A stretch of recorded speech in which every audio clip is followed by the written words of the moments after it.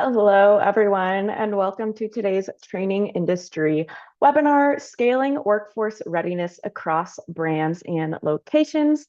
I'm Sarah Gallo, a senior editor here at Training Industry, and happy you all could be with us for today's event. Before we get started, I have just a few housekeeping items to cover. Throughout today's event, please feel free to utilize the chat. You can pop your comments in there. You can also share your questions in the Q&A tab.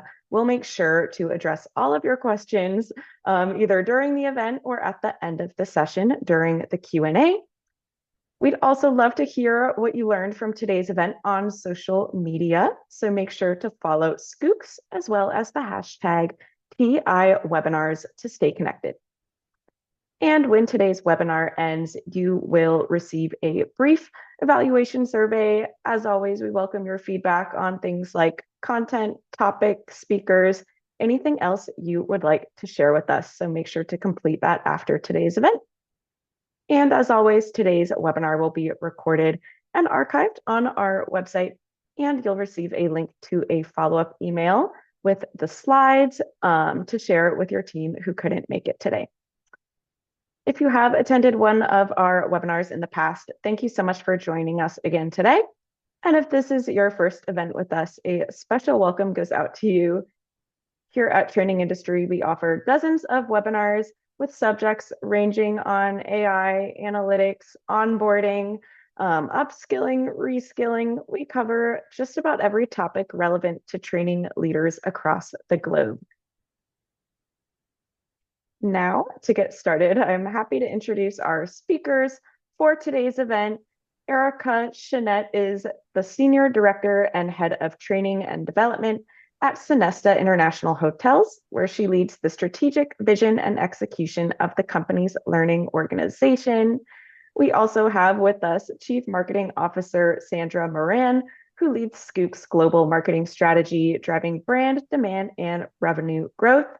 With over 25 years of experience in software and technology, she has developed deep connections with global organizations through her customer-centric approach and has been an advocate and champion for frontline workers and their impact on organizational success.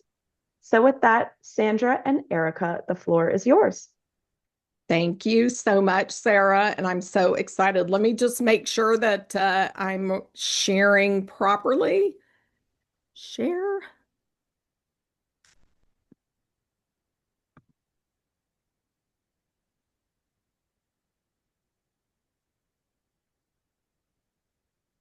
Ready? Can you just confirm that's sharing properly? Yep, so we see the facilitator side of it. Okay. How about that? Perfect. Perfect. That's the toughest part of this webinar. We're in business. I tried to share before and it wasn't letting me. So thank you so much, Sarah. You guys are in for a real treat today. And it was like actually just such a pleasure, Erica, to work with you, just even preparing this. Your experience and background are super compelling. And I hope everybody gets as much as I did out of the webinar just preparing for it. So you guys already heard about our background. The first thing that I'm going to do is turn it over to Erica. She's going to give you a little bit more in-depth view of her background and her very interesting career journey that definitely shapes her perceptions and belief about learning and development. So you get an opportunity to hear about that.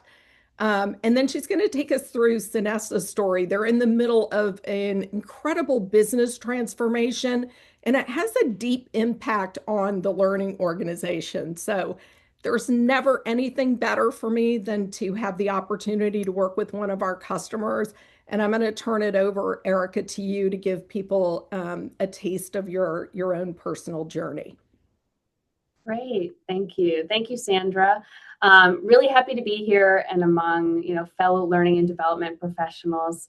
I sit currently, the headquarters for Sonesta is in Newton, Massachusetts, so right outside of Boston, and I live in Providence, Rhode Island. So through the path that got me here certainly was anything but traditional. You'll kind of see that ebb and flow and that line here, on the slide, and really to set context to today's conversation, I just want to kind of walk you through that journey and what really helped shape how I think about training, development, and certainly workforce readiness. So to start, really prior to even starting my career in healthcare and directly after high school, I went to 1 year of college and actually studying nursing. I then made a decision to actually not return, not because I couldn't do the work, but because the way of learning wasn't teaching me the way that I needed to be taught. It was too slow for me, a bit too passive, and too disconnected from real world applications. So I knew really early on that if I pushed myself into environments where the work was real, the stakes were high, I could learn faster and go further. For a long time, my career did not look linear. At the time, I really didn't know, where it was heading. What I did know is that I was deeply curious about how organizations designed and developed different programs, how people were brought into organizations, and just different industries and role functions. It wasn't until I entered corporate America in learning and development and was asked to formally lead training inside of an actual robust training organization that all of those experiences finally aligned. And really looking back, hindsight being 2020, those moves felt disconnected at the time and that I was jumping from lily pad to lily pad, but they were really building blocks. So each transition was less about climbing and more about learning. Suddenly, all those ecosystems kind of came together. Starting out in healthcare, clinical operations. So I worked in clinical, hospital, and laboratory environments where readiness really was never abstract. Those ecosystems were shaped by regulatory and procedural rigor, accountability for outcomes, zero tolerance, as you can imagine. So training wasn't something added on after the fact, it was embedded into the work. It was fully peer-led, it was real-time readiness, and really reinforced through observation and correction.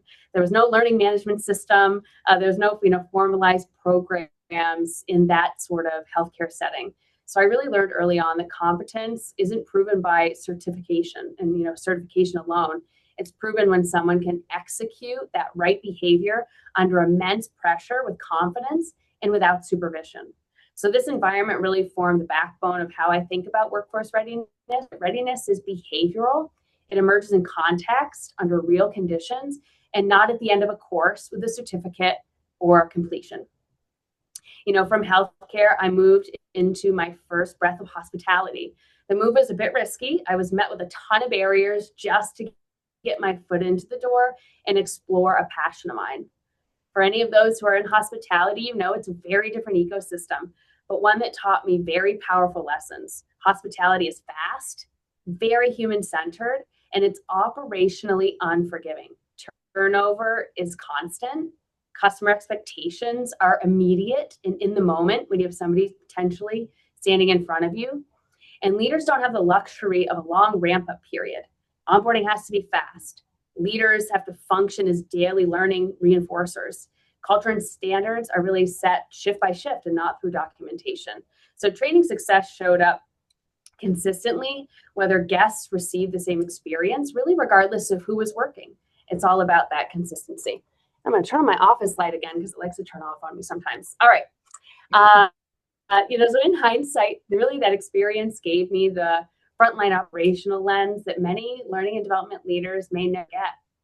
I spent multiple seasons when I was in the bakery and cafe and hospitality of working 7 days a week. The environment was intense and the endurance was intense.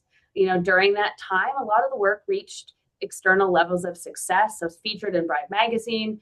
I did some high profile weddings that got, into those different public publications. And needless to say, I really didn't have the best work-life balance. The hours were really demanding. The pace was relentless. And I really had to recognize that if I wanted longevity and the space to continue learning, I needed a different operating model.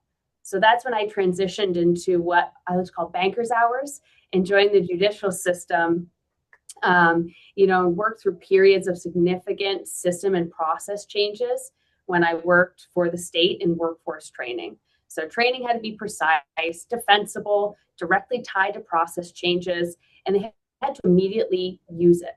At the time, it felt like another sharp turn. In hindsight, it really strengthened the ability to design training that stood up under scrutiny and supported adoption.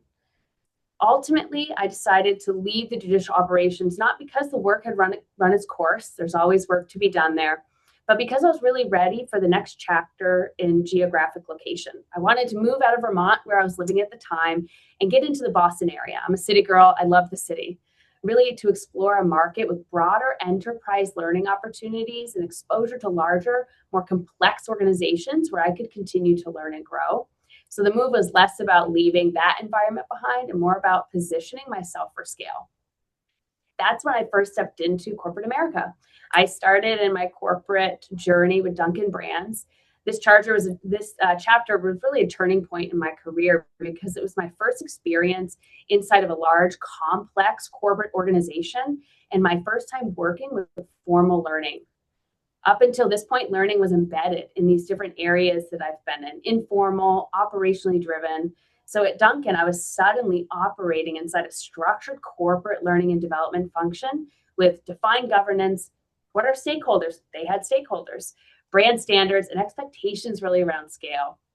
So the ecosystem made several things very clear, right? That they're heavily franchised. We had the franchise and corporate learning operate very fundamentally different and under different assumptions.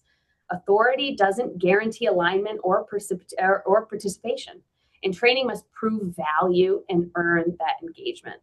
So for really the first time here is where I was designing and delivering learning, not just for operators, but for franchisees, for corporate leaders, and for our cross-functional partners. When Dunkin' was acquired by a larger organization, learning was ultimately decentralized. So kind of left out of Boston and was decentralized and set up around the country. So I was, really grateful to be offered an opportunity to relocate to the West to stand up those different new stores they were opening, but ultimately decided I wanted to stay in the Boston area. So that's when I moved into enterprise-wide learning and talent development with a large retail organization. So that role really represented a building chapter in my career. At the retail company, Ocean State Job Lot, for anybody that's from Maine to Maryland, I'm probably sure you know OSJL. So I was really brought in to be the head of training for them and stand up the L&D function from the ground up inside a 6-year-old legacy company. Everything I was doing for them was a first for the organization. That included not only systems, but people. There was no existing L&D function, nor learning strategy, no LMS, and no team. So one of the biggest things I had to do was build the L&D function and the team itself, defining roles, hiring, expectations, and in parallel, built and implemented enterprise-wide the LMS system for them, fundamentally changing how learning was delivered, tracked, and experienced across the business. What that really solidified for me at that time was that scale learning either functions as infrastructure or it really collapses under its own weight.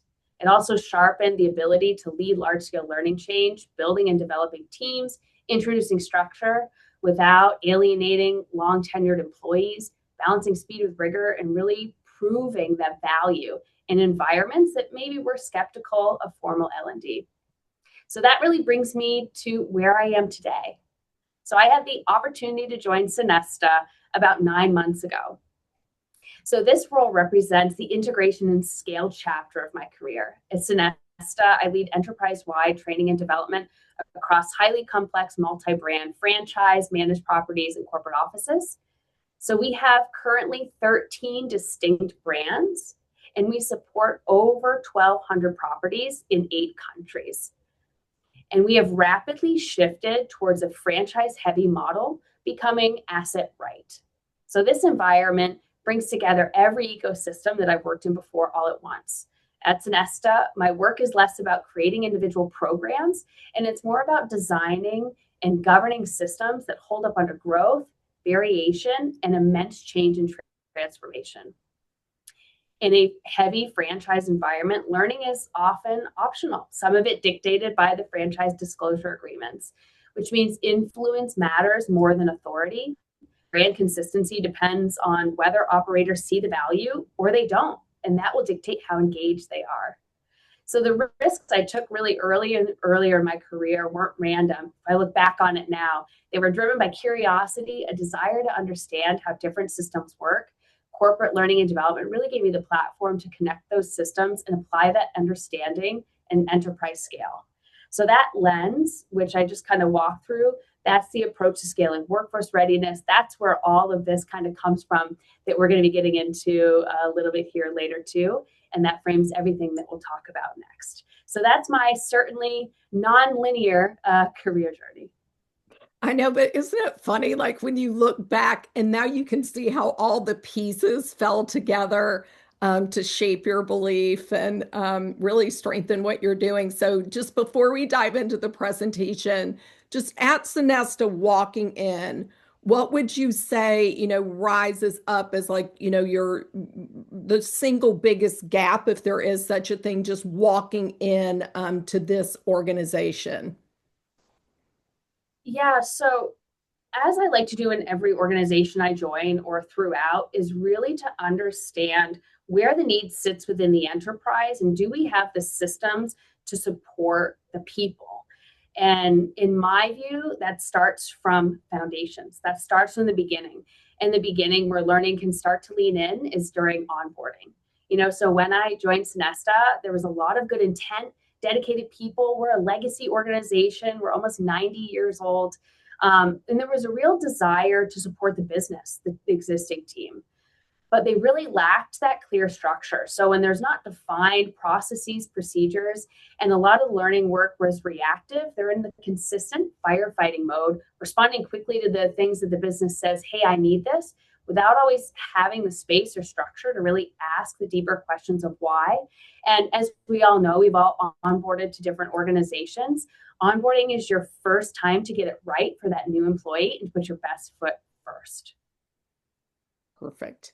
All right. Well, before we dive into the first topic, which is onboarding, I just want to set the context of the moment. And you really opened it up at the beginning, talking about the kind of turnover that's happening today. And, Schoox works with we primarily work with frontline organizations, hospitality, restaurants being those, where we see a massive amount of turnover, and really turnover today being not just something in select industries, but being really structural.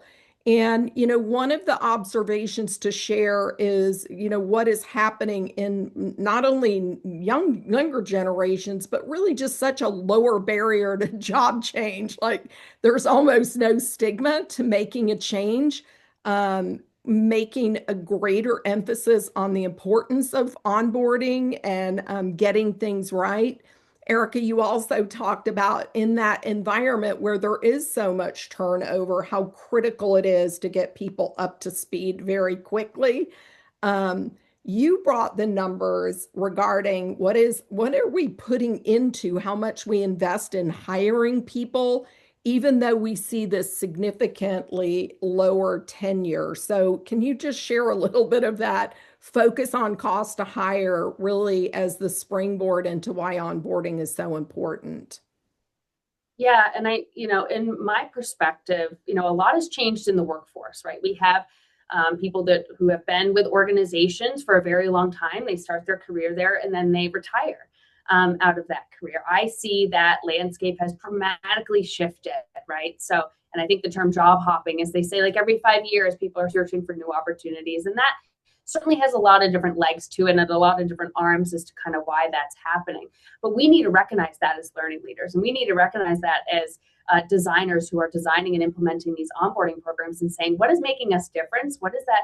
I want my experience to be the best experience over here that they've ever had in their life, that they're going to stay here and they're going to say, hey, these people are really dedicated to my onboarding. They're really dedicated to my 30, 60, 90-day check-in.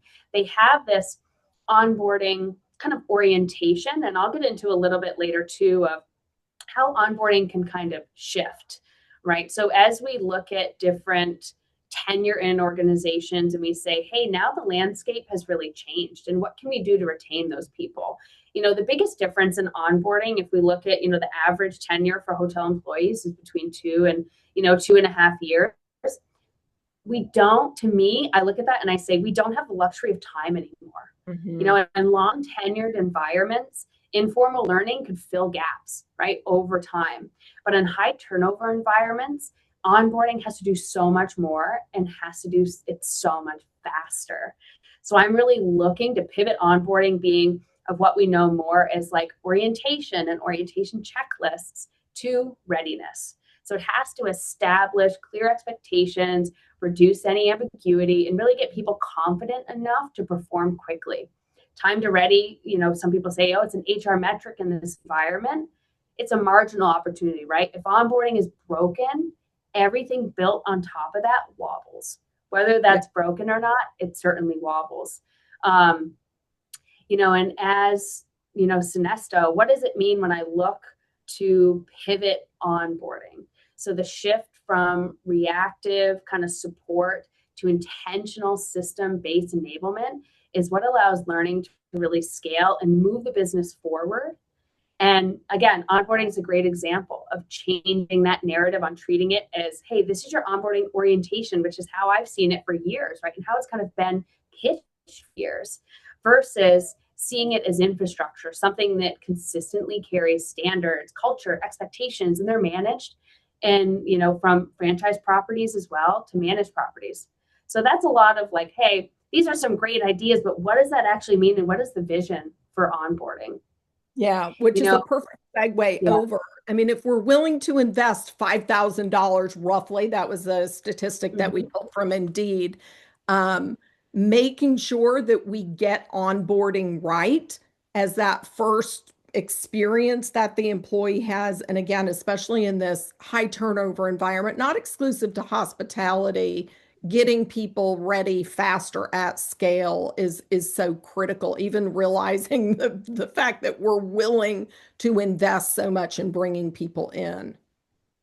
Absolutely. And when we look at the cost and to write that 5,000 and where that comes from, that only is from when, hey, the recruiter reaches out or we initially post it on the job posting board to that person's first day. It doesn't cover that first 30 days, that first 60 days, that first 90 days, right? And so that amount is even more compounded.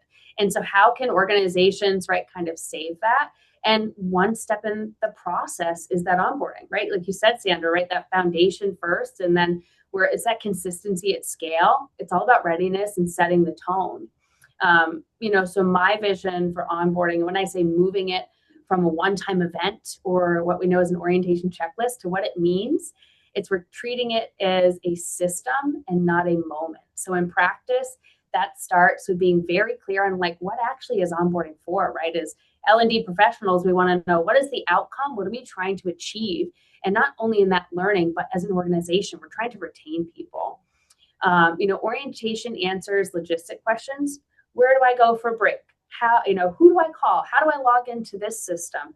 Where I want to transition onboarding to answer readiness questions. What does good look like around here? What behaviors are non-negotiables? And how do I know that I'm succeeding? So instead of asking, what training do people need? We should really ask, what must be consistently true of an employee at that 30, 60, 90, and make sure that those expectations really become part of onboarding. Yeah, absolutely. You did set up this, turnover, and you highlighted some of the things that in a high turnover environment, you're thinking about differently than when you have people that you expect to stay for a longer time period. Can you give like a specific example of that variation in onboarding for high turnover? Yeah, so I think we can all agree that whenever we're onboarded, we're learning something, we want it to be just in time, and we don't need to focus on it for every day for 7 days. Like, I got it, I learned it, let's go on to the next thing, right? Because adult learners certainly don't like to relearn what they already know, but they have to get the basics of the information. So as we look to design, especially in a high turnover environment, we want to ensure that we are hitting the nail on the head between like, hey, these are the expectations. Let's get you on the floor. Let's get you going. Let's have your leader partner with you. And let's see, like, even operationally, how we're doing things on the floor. So it's that full immersion, and we're moving at a faster pace. I am a huge believer in blended learning experiences. You start with your e-learning, and then you potentially have a virtual instructor-led training, and then you have an instructor-led training to really ensure that that retention is going to be there and that we're meeting all those adult learning principles with everybody that comes on. But in my opinion, when we look at, okay, we have high turnover over here, how are we going to make sure that they are onboarded rapidly? And by that, I don't mean throwing them into the fire, right? By saying like, oh, we're going to overwhelm you so much that we want you to be ready. We want readiness. No, it's intentional, but it's also moving at the pace of the learner, right? You could have other people that come in that have, say, a hospitality background. They've worked in hotels, they've worked at front desk, but now they just need to learn the Sonesta way versus kind of learning the basic skills. So it's being able to be agile, but designing materials that can flux with the person and kind of meet them where they are in the moment. Mm-hmm.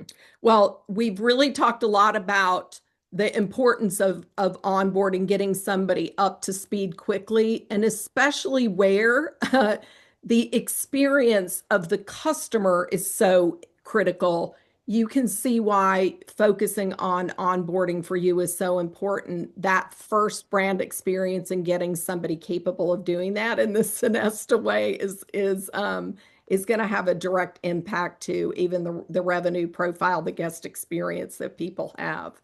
With onboarding being that first promise, let's talk about how we keep that promise or not, which is really shifting the focus from just onboarding to how do we retain people. And if you, again, just look at this from a pure financial perspective, we know we're investing in bringing people on. Now we're investing in their learning and development. I'm just wondering why we don't have as much focus on retaining people as we do sometimes in investing on, applicant tracking systems and great onboarding experience.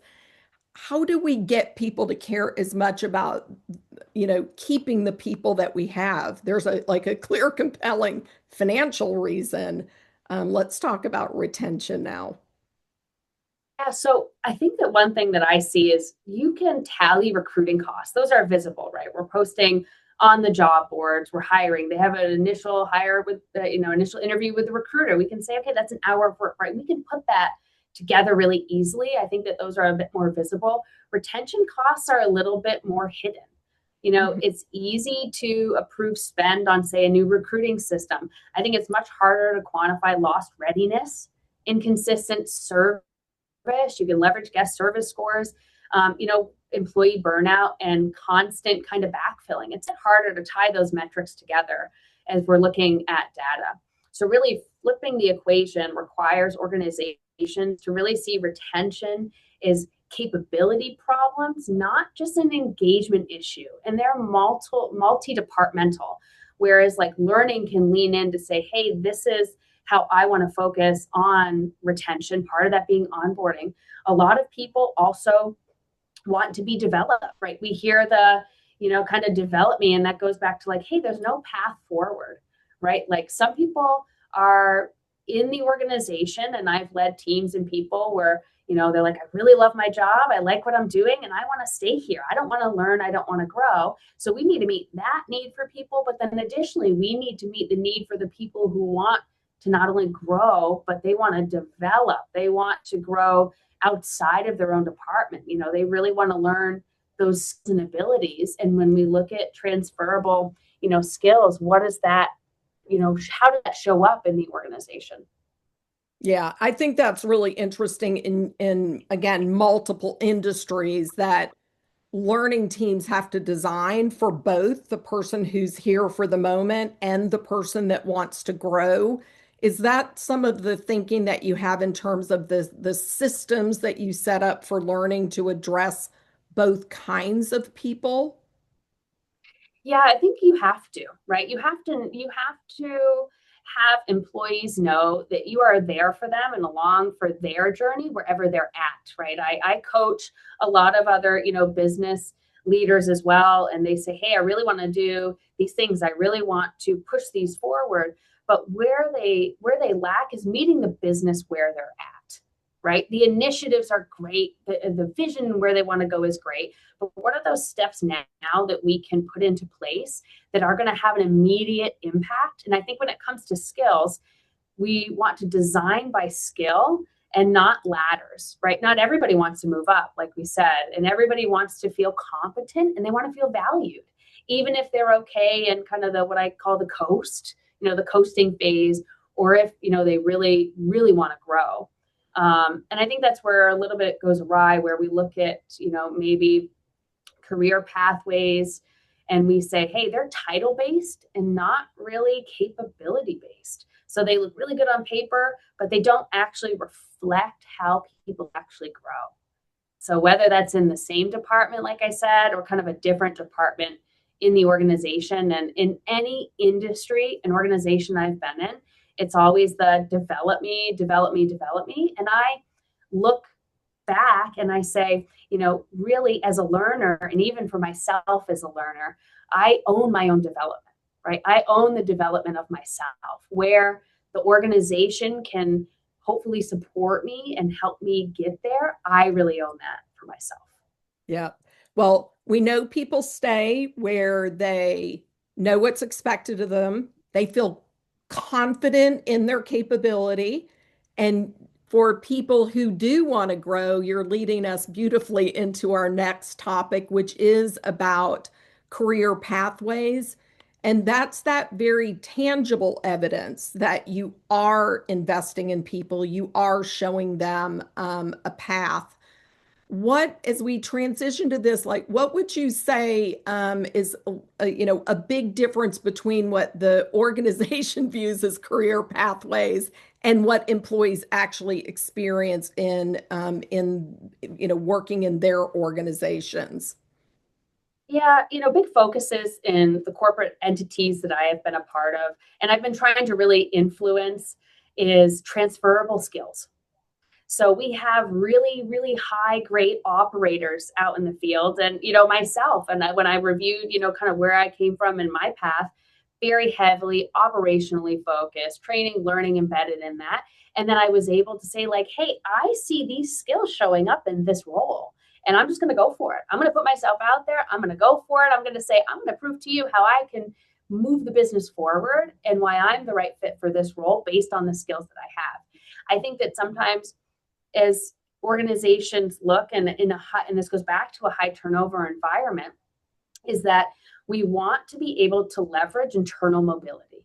So if we're looking to retain people, we want to encourage that internal mobility. And I'm not even talking about just in the corporate landscape, talking about those transferable skills from an operationally based role, or, for us, a hotel facing role, and where that can show up if that person's looking to get into the corporate landscape. So I think that oftentimes even in retail, when I was with Ocean State Job Lot, it was, they'd always see corporate as like, corporate's over here, right? And how do I get there? There's no pathways. I want to move into corporate. I want to join, I want to get off of the floor and kind of experience the corporate landscape, but there wasn't that bridge. And so I think it's by really making skills visible, designing for transferable skills in mind, saying like, hey, sure, these are the career pathways. You can go from learning, right? You can go from a learning specialist to a learning manager to a senior manager in learning to a director, right? Whatever that kind of linear path is, but there's so many other pathways that you can go leveraging transferable skills. It's just putting yourself out there, owning your own development, and saying like, hey, I see these showing up that way. Now, as we develop that from a learning department for the organization, it's also a lot of buy-in from hiring managers, right? I think that sometimes hiring managers can have blinders on and they say, I want people to check all these boxes and all these skills. And that's where I come in as the coach. And I'm like, hey, this person has these skills over here. I can see this showing up really well in this role. And here's why. So it's also changing that mindset of expectation versus reality when it comes to that hiring manager in, what transferable skills are there. And really frontline experience, they're building judgment, resilience, and operational expertise. And I've just seen organizations really struggle to translate that into corporate recognized capabilities. So that is certainly a gap that exists. Yep. It's just thinking about skills and just going a little bit deeper into that. Things are changing so fast today When I Yeah. think about somebody knowing a specific skill, how to run this POS system, how to, with the piece of business change, the actual skill versus skills that are softer, ability to learn, ability to adapt, ability to operate without, a lot of direction and clarity. Those are becoming as important skills as I know how to do this particular job before I come into role. So I love that shift from skill to competency. I also love the idea that you're presenting that if I've done that kind of work, being able to actually leverage that experience in another role is also just so incredibly valuable. It is difficult to show how a frontline skill transfers into a corporate skill. I liked what you said about working with your business leaders as they consider the value of something learned in frontline to apply to other roles. Yeah, because that's a mindset, right? And that's a shift change. If, all of us in learning and development, it's hard to change behavior, right? That's what learning is there for. It's changing that behavior. It's easier to start from the beginning and to start from like, okay, you're a hiring manager at first. Let's consider all these other kind of applications. And it's really that partnership. So when we look at where are those transferable skills, and granted, every organization that I've been in has not had robust skill mapping. They haven't had robust competencies or skills and abilities, if you don't want to call them competencies. And that certainly in any organization that I've been in has been a gap as well. And we're talking about all these really great things. We're talking about skill mapping and competencies.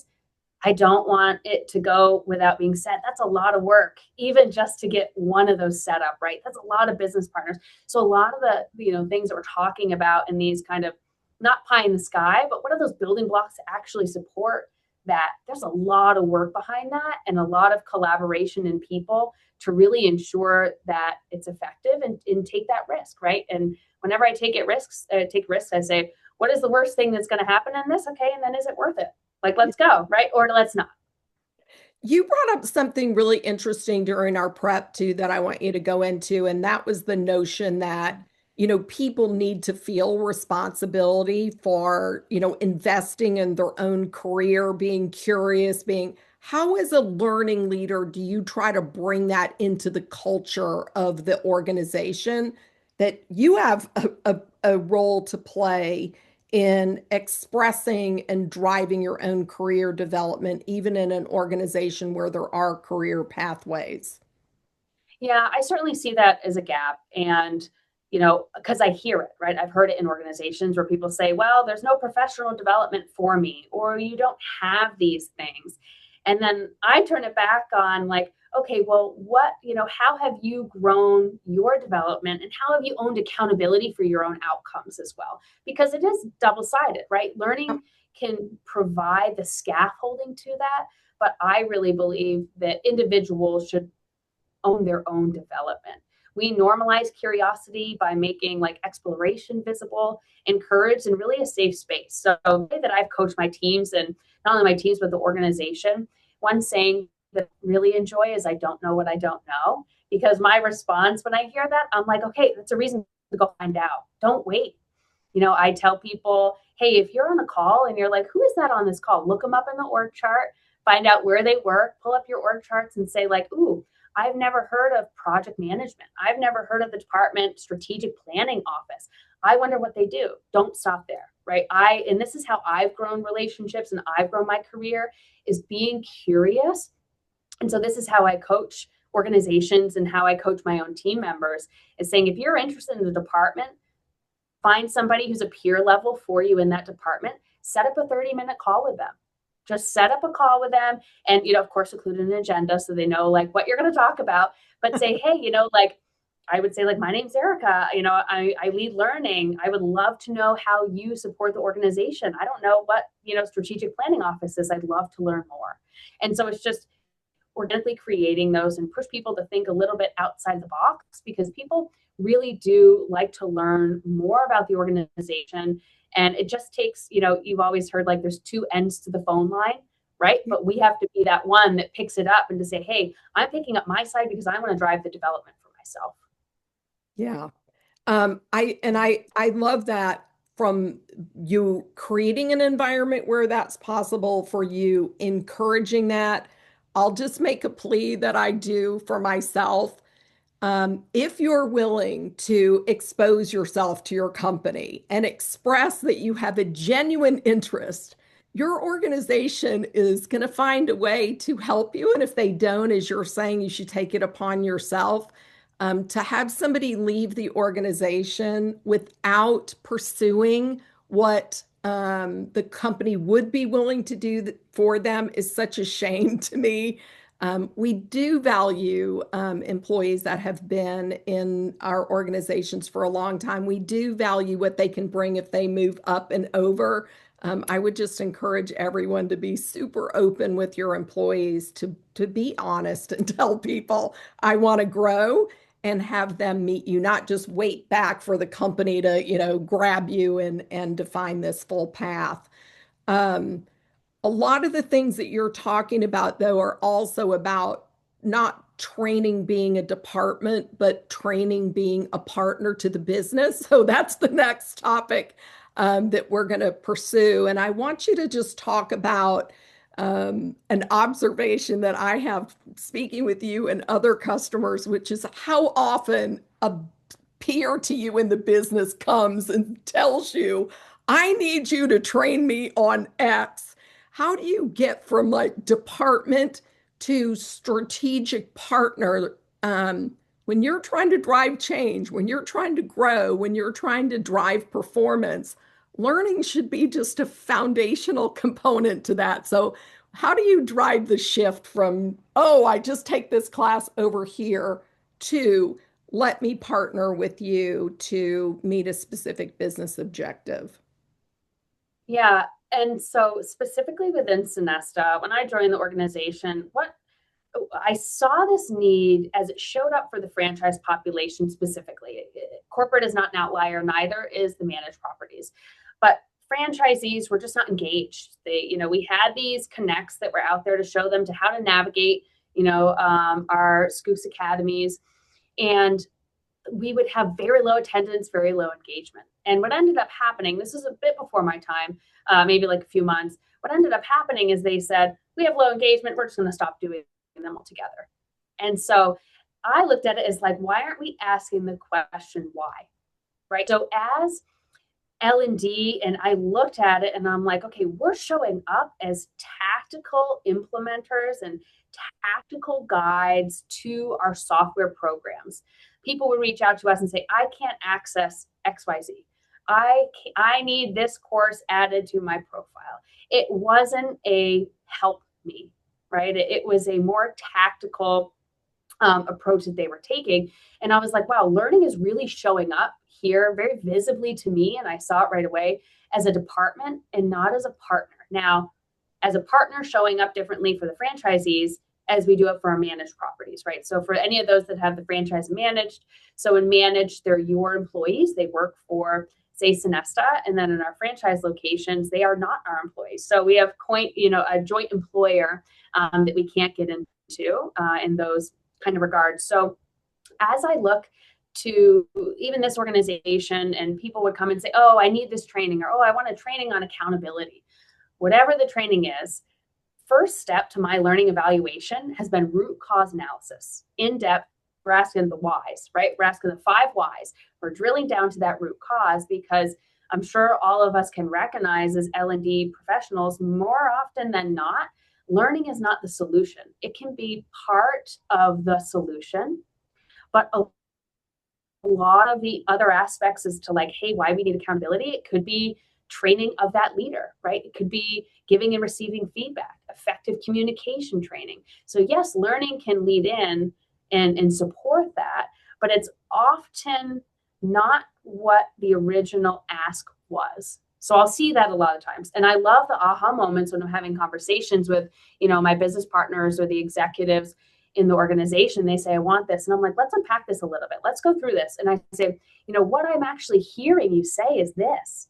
Help me understand. Is that right? Like, am I interpreting this right? Because this is kind of where I see it sits. And it's when their, kind of light bulb goes off and they're like, oh my gosh, they're like, that's right. Yes, we do need effective communication for this leader, or, we could do a better job at documentation. So as it shows up in a strategic partner, it's not just taking those learning requests and saying, yes, yes, yes, without asking the question, help me understand more, and the why, right? And that goes back to staying curious and really wanting to learn. I think that part of the strategic partnership and really transitioning from department to strategic partner goes to where learning sits within the organization. I think that's a big part of it. When I was at Dunkin', we sat originally in operations, and then we got a new chief people officer, and she was like, I want learning in HR. So she moved learning within HR. So I've sat in both different kind of realms within the corporate perspective.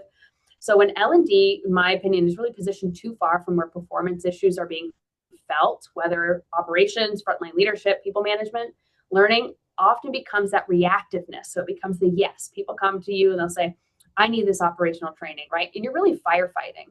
When L&D sits closer to performance conversations within the HR function, we have earlier visibility into what's really happening. We're hearing about, we're asking clarifying questions. We're clearing up role confusion. We're learning about leadership gaps, process breakdowns before they show up as real skill problems. So with the proximity, it really allows me to diagnose issues earlier rather than being asked to fix them after they've already been identified. So, I love operations. It's in my heart. I loved when I sat in operations for learning. But then when I actually moved into the HR realm, I'm like, wow, we're having these greater conversations and you're a bit more under the tent. So you can ask those performance questions where they can be clear and confident with you, that you're holding that confidentiality, but then you're able to really address that root cause.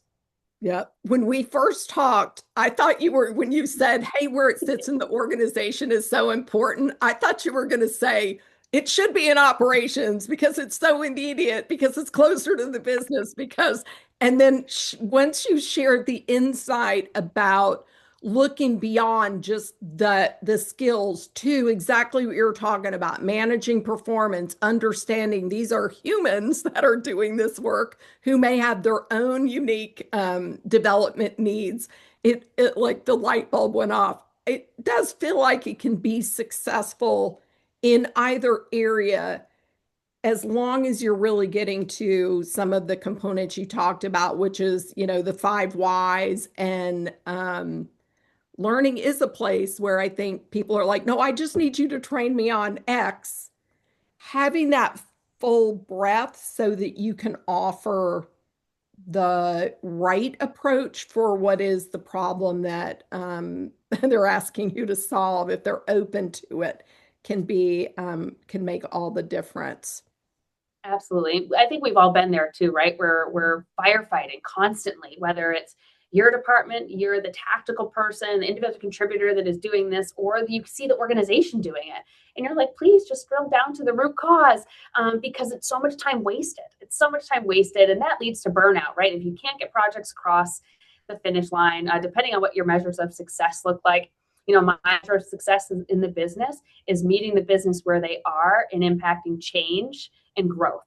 If that means I get a project 50% of the way done and then they say, Erica, hey, we need you to pivot to this, I drop it and I pivot, and now I'm meeting the business where they need me to be in that moment. So it's also recognizing what does success look like in these different roles, and how can, learning really show up to be that, partner, and really ensuring that they're sitting in the right area and they can be successful, both in operations and in HR, just depending on where the business, identifies that that's the best fit.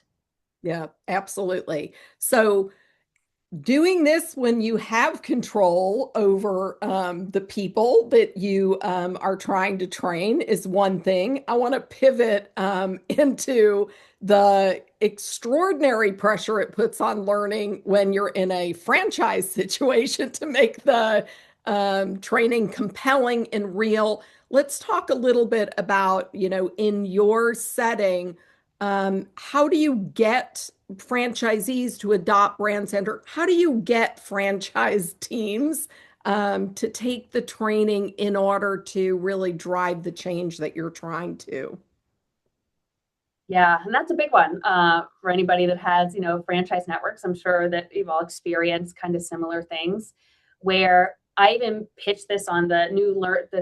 So I created this in lieu of what we had canceled before was those kind of tactical connects where it was very broad and basic. I said, hey, we have an opportunity to make this a lot more strategic and personalized for the person that's on the other end of it, because there wasn't a lot of value coming out of this because it was so generic and it wasn't strategic. So as you look at franchise training, I always tell them in this pilot connect that I had, and I did certainly with the Dunkin' franchisees. And it's like, yes, you are contractually obligated to complete XYZ, right? Brand standard training. You have to complete that. But I want to show you the value of all of these other courses and why I think it's going to benefit you and why I'd recommend that you go through these courses. So we've all heard about the why. So, right, telling everybody the why they're going to do something and getting that buy-in, it's even more tenfold with franchisees because they don't have to, right? It's not like a corporate employee that they can be like, yes, you have to complete your annual compliance learning. Well, no, you have to complete these, but now I need to get your buy-in. The best way that I've seen to get low engaged individuals engaged is peer-to-peer, really conversations and saying like, hey, I had this, strategic learning connect with Erica and the learning team. I loved it. This is what I learned. Now I'm taking that and I'm like, I'm creating a campaign out of that. I'm creating a flyer. I'm putting it out to all the franchisees because sure, they can hear from me and I can be that partner to them, but there's so much more value in them seeing the value from one of their peers versus me, talking about that and saying like, hey, you should come over here. And they're gonna be like, why should I do that? Right. And so it's just showing up more intently and showing up a bit differently than we have in the past, because also while, normally with joint employers, you can only say recommend anything to anybody that's a general manager and below, where the general manager or the franchisee, they're the ones that are contractually obligated generally by the disclosure agreement. So they have to take that training, but it's getting their training managers who are at the hotel on board and saying like, this is the LMS system. I need to make it easy for you to use. I need to get your buy-in. I want to help you. So tell me where your struggles are. So a little bit different of an operating model because you really don't have any authority. You have to influence, you have to heavily influence, and you have to kind of leverage some different mechanisms that are assumed within the corporate kind of employee structure. Yeah. Is there a single piece of advice that sticks out in your mind if somebody that's participating in the webinar today is inheriting or walking into a kind of a franchise model situation? Yeah, I would say, in general, if it's franchise or if it's not, really understand the pain points in which the operators are going through, because it could be that they just literally do not have time. So that's one of the things that in these strategic learning connects, I've learned very early on that expectation versus reality are two very different things. Now, I'll give you an example of the organization. We have an onboarding team, and then we have a field services team. And once the new franchisee is, on with the onboarding team, and then when they're officially opened, they go over to the franchise services team. Now, of course, the expectation is that all the learning gets completed before they open a hotel, right? Like that's like the expectation. In reality, that just does not work. It does not work for the operating model. It doesn't work for the operators. So that's that change in mindset where I was like, okay, I know that that's the expectation, and I coach my business partners on it. That's the expectation. Over here, we have, well, this is actually the reality of the situation. So we're going to position this where it makes most sense for those operators, while also they're still meeting their obligations, to complete that training within the designated time. Yeah. So I want to leave a little bit of time for questions. What strikes me as from this conversation is really just, the whole approach that you're taking. that learning is something that is happening with the business, not just for the business, that you've got to bring the people on board and your receptivity to be, a partner with the organization, not just a department that sits over to the side. Let's just summarize, I think, some of your key takeaways for scaling a brand for learning, becoming a driver to the business. Let me have you summarize and then we'll take some questions. Yeah, I'll summarize it with two different kind of statements that I love and really hold true to me. Training culture doesn't change because learning exists, right? It changes because learning consistently solves real problems. It's starting there, it's earning that trust, and then it's saying, how do we scale? Because the scaling without consistency is just utter chaos. Learning is infrastructure. Build it like the business depends on it because the business depends on it. So those are kind of the summaries and the takeaways, from all this is start slow, identify the problems, and do a lot of listening. Do a lot of listening in the beginning and understanding what is the actual pain point. Sure, the organization is feeling, but those real world operators. Yeah. Well, Sonesta is lucky to have you. We're lucky to have you as a customer. So I think those are great takeaways. Sarah, did we get any questions that we should address? Yes, we do have some questions. We are almost at time, but I think we have time to address this one, which is for anyone managing a franchise network, what's your biggest obstacle to training consistency right now? You have to have a good quality assurance program, and that starts with accountability, because we can say, hey, we want these things to happen, and you can go in and do your checks and balances, but if people are not held accountable to outcomes, then they're likely not going to do it, right? I think we've been in that situation as well. So that's where I say it's kind of that root cause. And I see that, in every organization.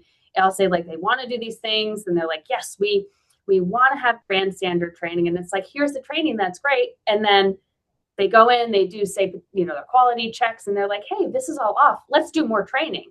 And then that's where I ask those questions. Why? I said, wait a minute, we have that training. And then we drill down to, who's accountable for it? Nobody's accountable for it. So I think that is the big kind of differentiator. And the big thing that sticks out to me is that if you're looking to influence brand standards and push brand standards, have those quality checks, but you need that accountability. Accountability is huge. So you're building that, Erica, into your own team in terms of you've created training, you've launched that training, you're tying it to business outcomes, and then cycling through to ensure that what you've built is actually delivering what not only your internal employees, but your franchisees need as well. Yeah, absolutely. And, I think that, as people have been on meetings and they're like, they talk about all these great things and action items, and then they say, okay, goodbye. They hang up the meeting. And it's like, wait a minute, who's doing this? Who is doing this work, right? We haven't established that accountability. And I think we get in situations and that causes ambiguity. And then it causes people to go like this. They're like, it's not my, I'm not responsible for that. They're not responsible for that. So it's really not leaving anything without who's being held accountable to it, because without accountability, there's no progress. You can't make change. Yep. I love that. All right. Well, Erica and Sandra, thank you both so much for a great presentation with us today. Thank you. Thank you, Sarah. Thank you, Erica. Thank you. Thank you all. Thanks, everybody. Awesome. Well, at this point, I would love to invite you all to join some upcoming webinars with us this month. You can register for these events and watch past webinars now on our website. What is CPTM? The Certified Professional in Training Management Program assists you in developing the core competencies needed for great training. You can learn more at trainingindustry.com/CPTM. I would also love to meet you all in person in Raleigh, North Carolina at our upcoming TICE conference. TICE is where learning leaders like you gather to forge new professional connections, learn from each other, and address your most pressing learning challenges. You can learn more at TICE2026.com. And lastly, a brief evaluation survey should have popped open in your browser. We'd greatly welcome your feedback on today's event. And again, thank you so much to our sponsor, Schoox, as well as to our presenters for today, Erica and Sandra. For now, I'm Sarah Gallo from Training Industry, and I hope you all have a great day.